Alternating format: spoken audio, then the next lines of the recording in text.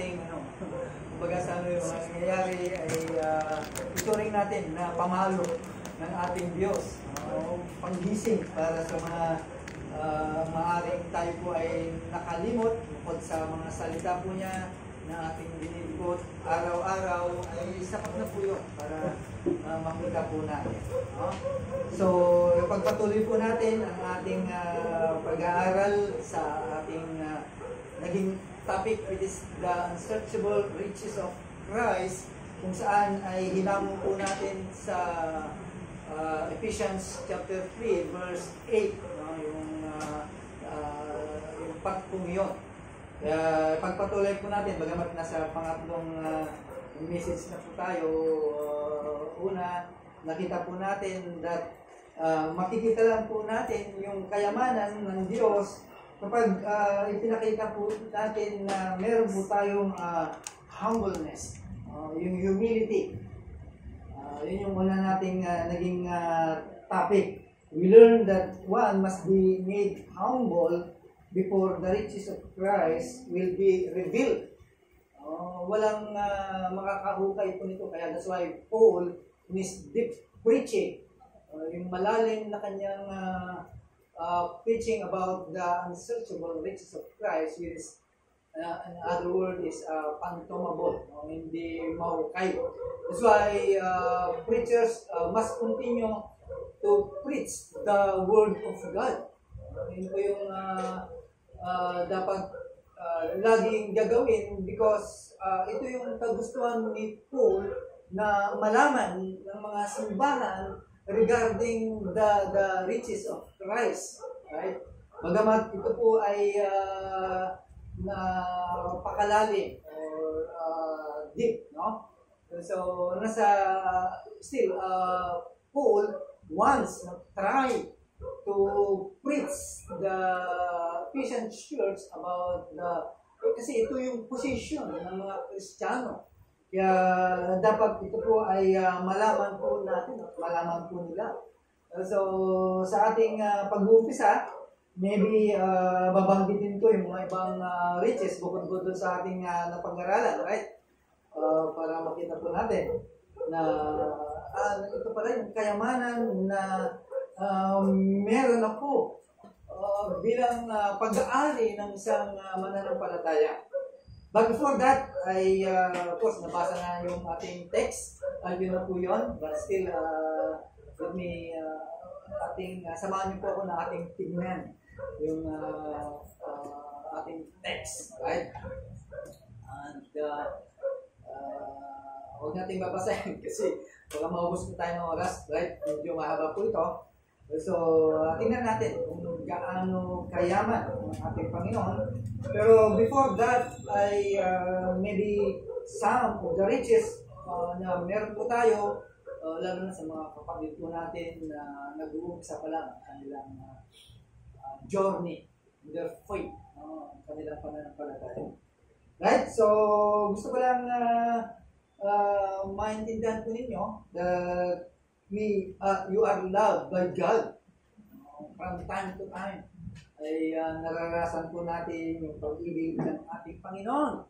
Right? And pangalawa, na kayamanan na meron ka bukod pa sa ating pinag-aralan, that you are a chosen people.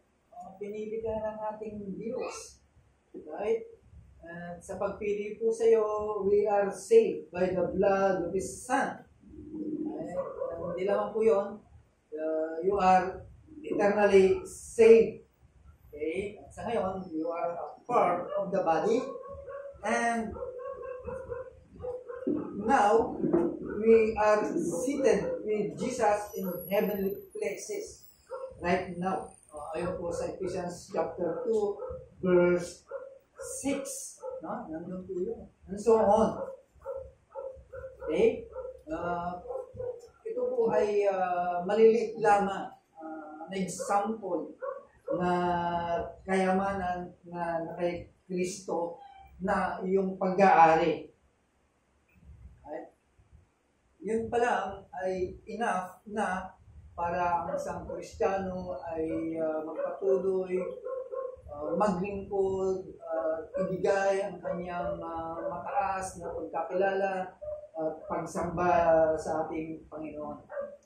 Right? Kaya matuwa po tayo because sa katauhan po ni Paul bilang mga hindi ay nabuksan at nakita po natin ang mga kayamanan po nito. Right? So, tayo po ay manalangin.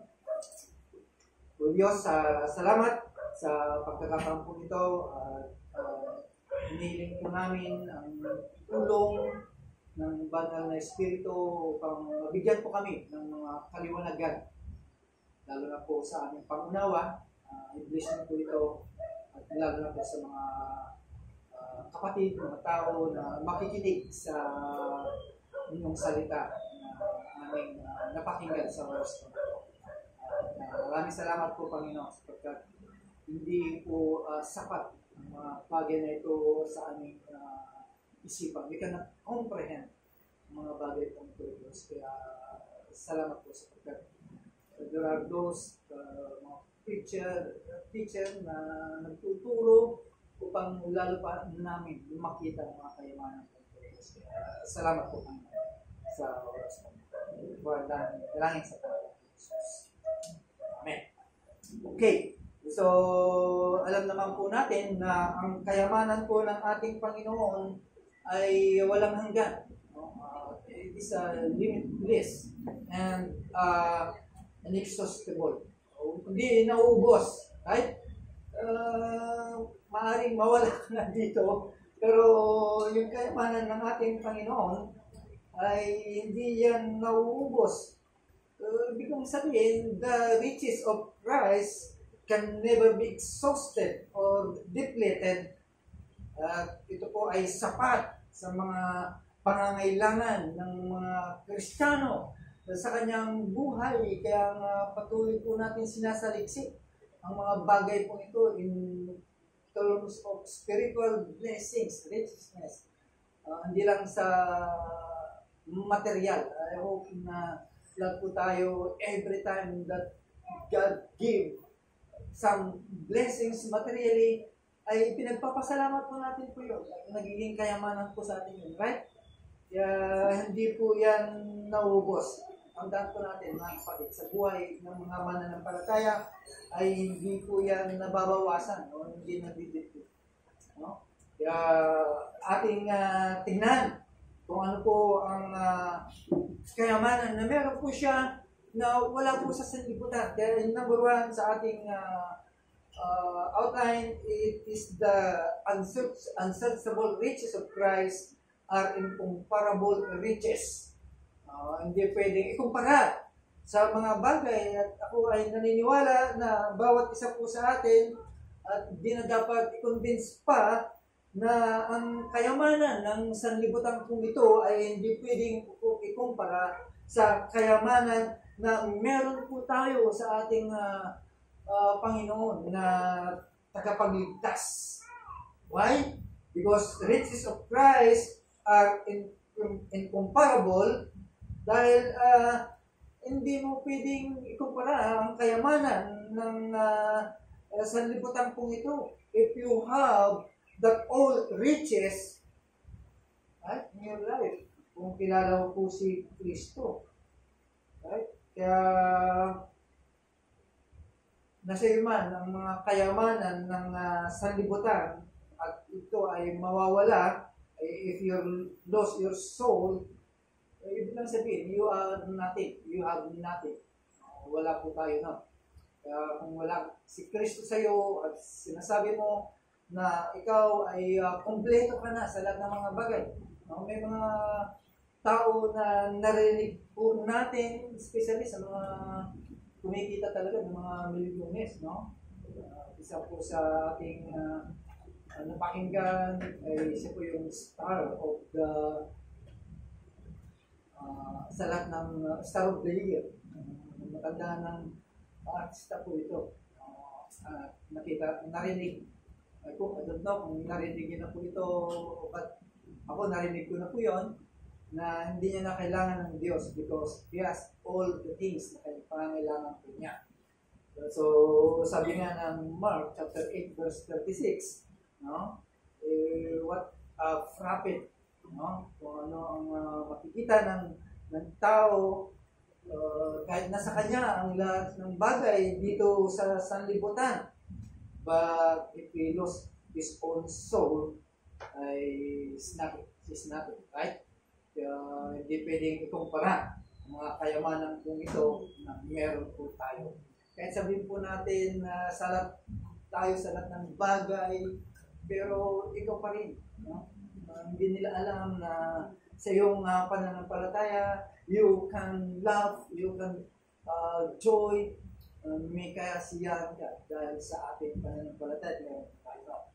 Right? Kaya it is incomparable within the riches of the world. No? Maraming mga text na makikita po natin kapag sinaliksik po natin ang Biblia.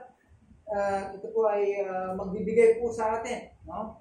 Sa ating buhay ng pananampalataya to have the joy in this world. Right? Maaaring ikaw sa iyong pinalalagyan, nakikita mo sa sarili mo, bakit iba ganito, but those people na wala naman sa Panginoon, but they are rich. Okay? Yun lang ang di nila alam. But for you at for us, ay nasa atin po ang lahat ng kayamanan na meron sa ating Panginoon. Right? Ang isang example, kay Lazarus. Right? Si Lazarus, kilala niya ang Panginoon. So, because of Christ's riches sa kanyang kamatayan, ay pumunta siya sa Panginoon. Diba? Si Lazarus, kilala niyo po si Lazarus. While the rich man did not have. Wala siya nito. Right? Bagaman, nasa kanya ang lahat ng mga bagay, but still, spend torments, no? Sa kanyang kinalalagyan ngayon. Right? So it means they are all incomparable because of the great value sa kahalagahan ng ating kaluluwa, mga kapatid, kung ikukumpara po natin. Maligtas man lang ang isa, no? Yan ang po yun, ang kayamanan ng meron ito siya. That's why preachers, teachers, and leaders ay trying to preach the word of God.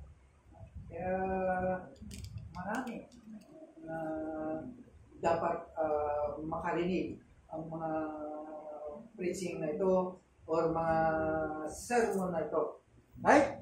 So, nakita po natin, the greatest riches in wealth of this world are incomparable with the unsearchable riches of Christ Jesus. Pangalawa, the unsearchable riches of Christ are inexhaustible riches. Hindi daw siya naubos. Ay, paano natin mapapatunayan po ito? The truth that Christ is infinite makes His riches inexhaustible. Right? So, ating imbestigahan about the secular and religious writing of these words. No? Kung titignan po natin, nasa kanila nun. But again, if we search the Bible, right, makikita po natin, right, kung sino talaga, kung ating timbangin, ikukumpara po natin, hindi ka na. Wala sa kalingkingan na meron kayamanan tayo na taglay ng ating Panginoon. Wala po itong katapusan. Okay? Walang katapusan hanggang sa ginagawa ng ating Panginoon ngayon. Okay? Ibig lang sabihin, hindi po natin makukunting yung mga bagay na ito because it is inexhaustible. Hindi po nauubos. Why?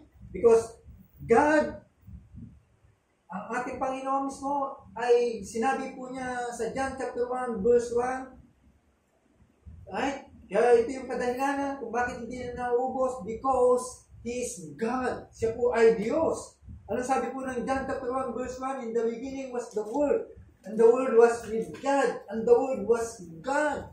Diyos po yun na nagsasabi po sa atin na meron tayo na kayamanan na pag-aari na kay Kristo.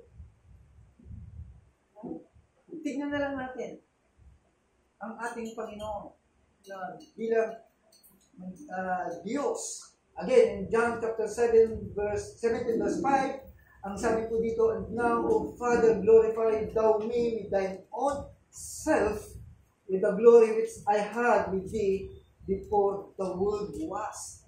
Ay pinapakita lamang po dito na ating Panginoon, na ating sinasampalatayanan bilang mga mananampalataya, ay merong position na meron tayo sa Kanya. Why? Because He is inexhaustible and everlasting to everlasting. Right? Kung ating babasahin at titignan, yung sinasabi po doon ay hindi talaga nauubos ang kayamanan po nito. Kahit saliksikin mo ang Biblia, no? Baka natapos mo na, hindi mo pa rin nakikita yung mga ganung bagay na kung saan ay pinangako po sa atin ng ating Panginoon. So dito makikita po natin that even Christ, sabi po niya, before Abraham, I am. Yun yung Diyos, yun yung ating Panginoon na ating sinasampalatayanan. No? Bagamat mga ibang tao, mga ibang religious, hindi sila naniniwala po ito. Kaya dito nakadepende yung mga bagay na ating sinasaliksik o mga bagay na ipinangako po sa atin. Kasi kung ang tao lang yun nangako, it can be shorted, no? Bitin. Hindi niya may bibigay lahat ng mga bagay po yun.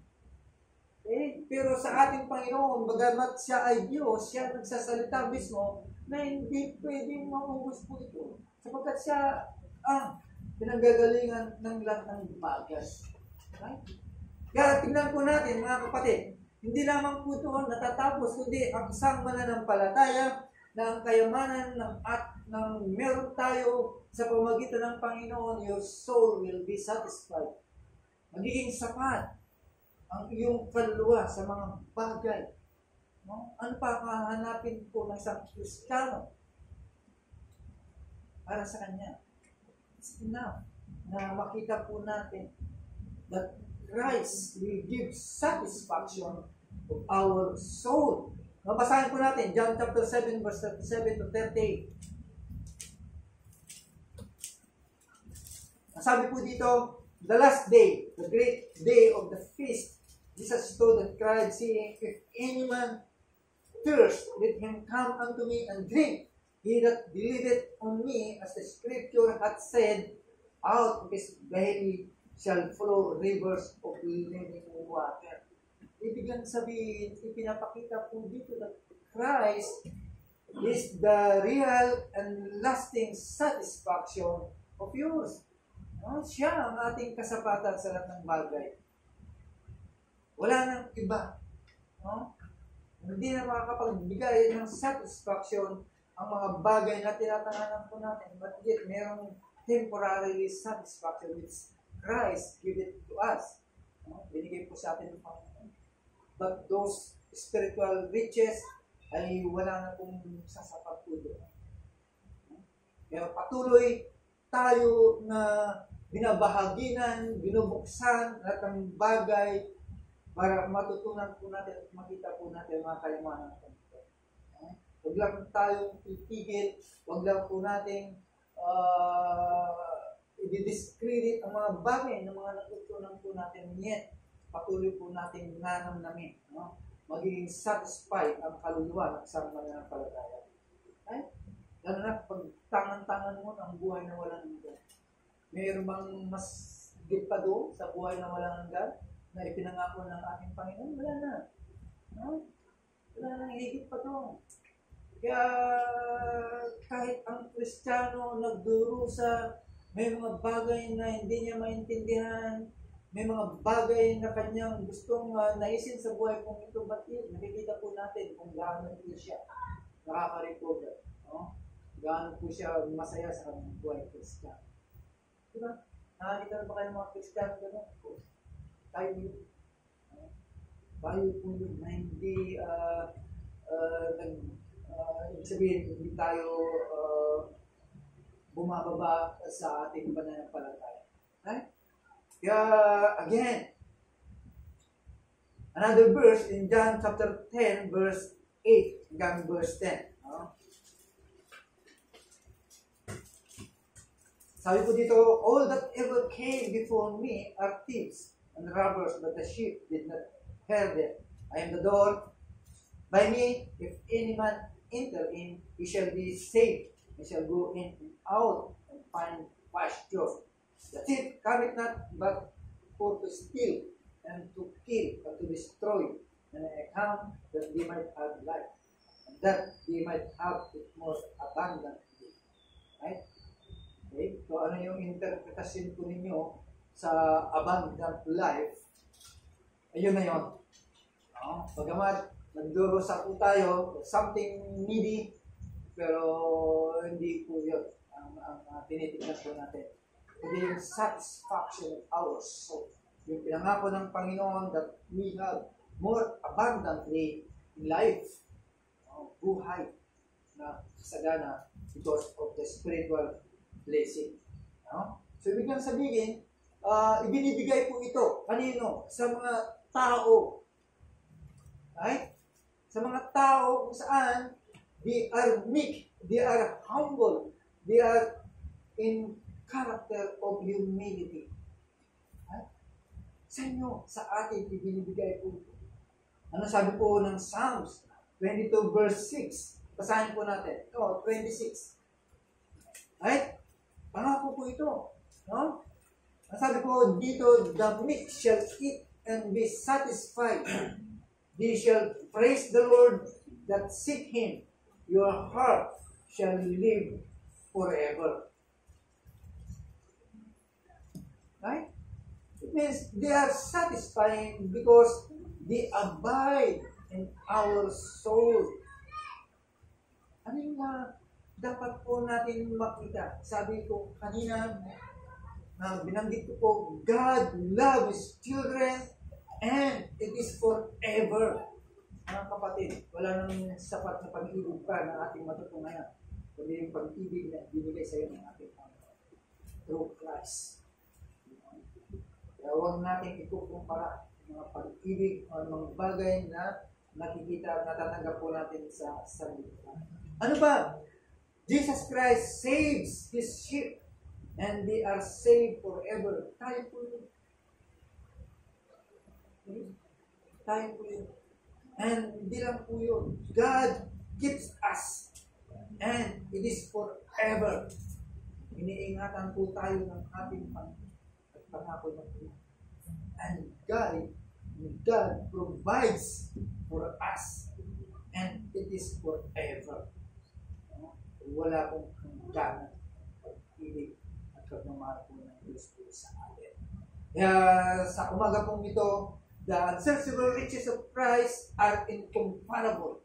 Hindi pwedeng ikumpara sa mga bagay na meron at tangan-tangan ng iba. Okay?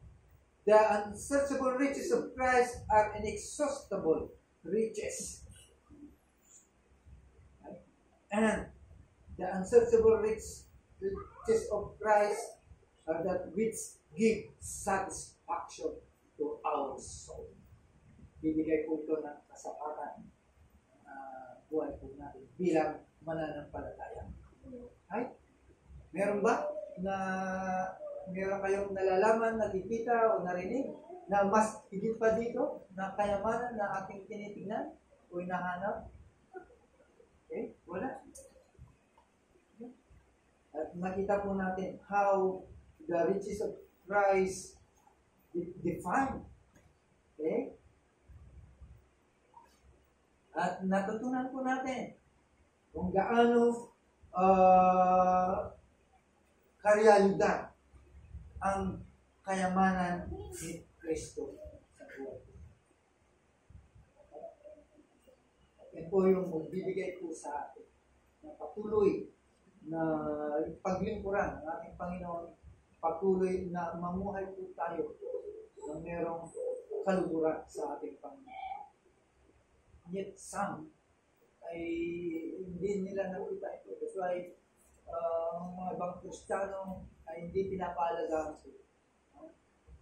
Bumabalik. Right? Hindi nila nakita. Maybe the reason ay maaaring hindi tunay na nakita ang kayamanan. Because hindi niya nakita yung kaligtasan or maybe he is not saved, was not saved. No? Yun yung dahilan po yun. Hindi yung nanlamig po siya, hindi yung dahilan. Kasi ang ligtas talaga, no? Makikita po natin that there is riches in Christ. So it means, ang tendency po nun, we dig down deep. No? Kaya yung preaching ni Paul is an unfathomable. Malalim. Right? Tingin kung hindi mo lalaliman, talagang ang tendency noon ay tatalbot ka. Right? Kasi kayamanan po ito na dapat po nating tuklasin.